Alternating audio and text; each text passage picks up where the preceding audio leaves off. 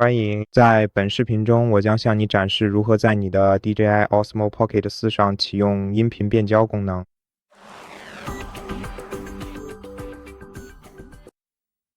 要在你的相机上启用音频变焦，你需要先将其打开，然后向左滑动，打开专业选项。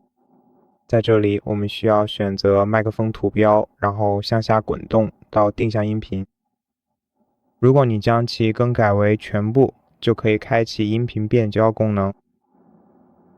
要开启音频变焦功能，你需要在音频变焦页面上使用滚轮。就是这样，感谢你观看本视频。